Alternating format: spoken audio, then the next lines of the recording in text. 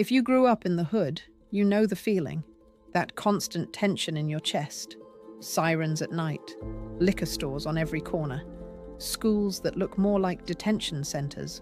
Fast food, not fresh food. Crime that feels like background noise. It's easy to start thinking this is just the way life is. That the world is dangerous, opportunity is scarce, and the best you can do is survive. But here's the truth. You're not broken. You were conditioned. And the environment that shaped you? It was designed that way. This article breaks down the science, psychology, and spiritual truth behind how environments shape us, why the hood is a system, not an accident, and how changing your surroundings, even just for a moment, can unlock a mental shift that rewires your entire life. Most people don't understand the hood because they've never lived in it. They think it's just about poverty or crime. Housing projects weren't designed with dignity in mind. They were designed for control. Redlining policies in the mid-20th century intentionally excluded Black and brown communities from access to mortgages and upward mobility. High-density housing, isolated from economic centers, made it easy to contain poverty and keep people from advancing. Minimal green space, poor building materials, and overcrowding created stress-rich, resource-poor environments. Surveillance and policing replaced investment and opportunity. Why are there 5 liquor stores and no Whole Foods in a 3-mile radius? Because it's profitable to feed the hood garbage. Food deserts, areas with no access to fresh, affordable food, are linked to higher rates of diabetes, obesity, depression, and cognitive decline. Corner stores sell processed food, alcohol, and lotto tickets, not because that's all people want, but because that's what's placed there. This leads to chronic fatigue, foggy thinking, poor health, all of which reinforce survival mode. High crime rates in underserved communities are often weaponized to justify more policing. But what's rarely discussed is this. Crime correlates more with lack of opportunity than race or location. Kids join gangs not because they're evil, but because they're looking for identity, power, and protection in a system that's denied them all three. A young person with dreams and options is much less likely to pick up a gun. When a system denies safety, dignity, and economic mobility, people adapt. Now here's where it gets deep. The hood doesn't just shape your habits, it shapes your mind. Neuroplasticity means your brain changes in response to experience. Whatever you're exposed to most becomes the dominant wiring in your brain. If all you see is struggle, your brain normalizes it. If all you hear is doubt and fear, you adopt it. If you're constantly in fight or flight, your brain literally rewires to expect danger, failure, and lack. This isn't about weakness, it's biology, and the environment is the code. Humans have mirror neurons that cause us to unconsciously mimic the behavior of those around us. If your community reinforces survival, scarcity, aggression, or addiction, those patterns become learned behavior. It's not just how people act, it's what the brain learns to copy. Chronic stress, whether from poverty, violence, or discrimination, has real biological effects. It reshapes the hippocampus and amygdala, two brain regions involved in memory and emotion. It leads to hypervigilance, emotional numbing, and impulsivity. And worse, it's generational. Kids raised in trauma inherit the nervous system of stress. What looks like bad choices is often a nervous system stuck in survival mode. Here's the shift. You don't have to stay mentally where you were raised.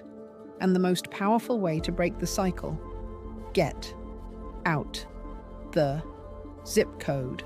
You don't need a passport to experience freedom, just exposure. Travel introduces novelty, and the brain craves novelty. When you see new places, your mind forms new neural connections, releases dopamine, begins to reimagine what's possible. Even a weekend trip to a nearby city can break the pattern of, this is all there is.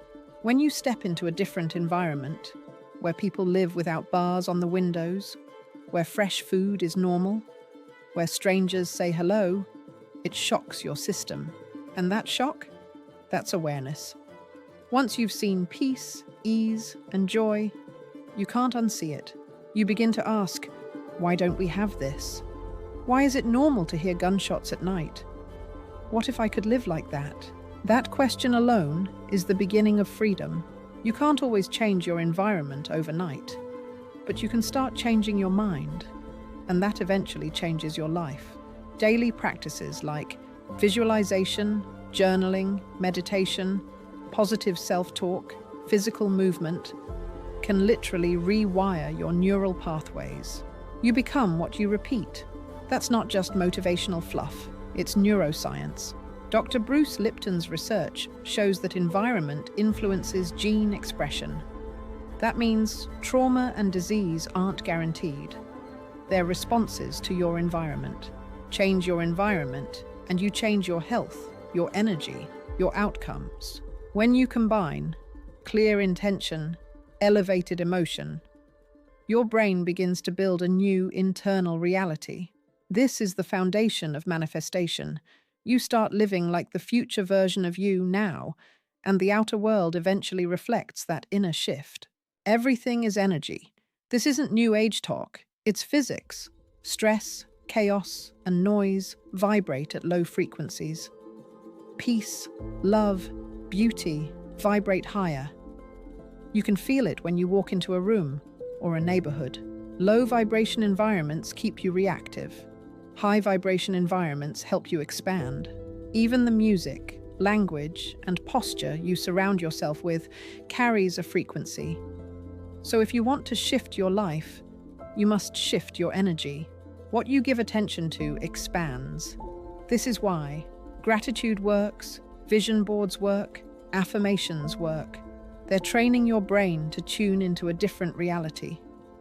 Think of your thoughts like a radio. You want peace, but you're tuned to the frequency of fear.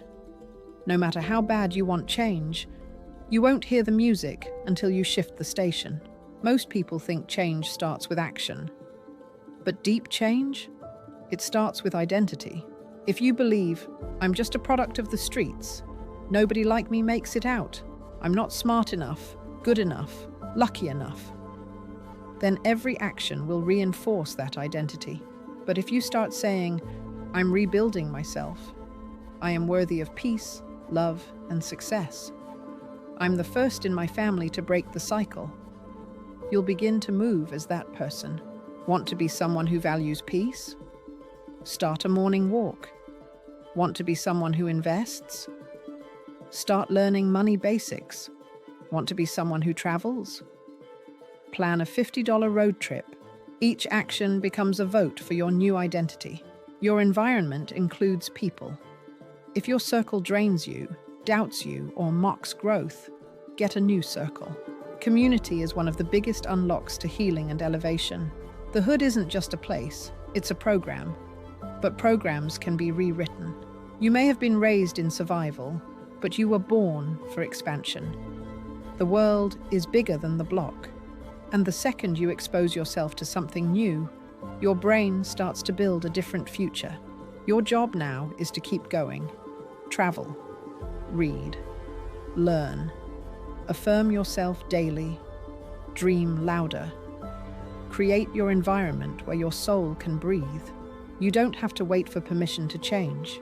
You already have the power. Now go use it.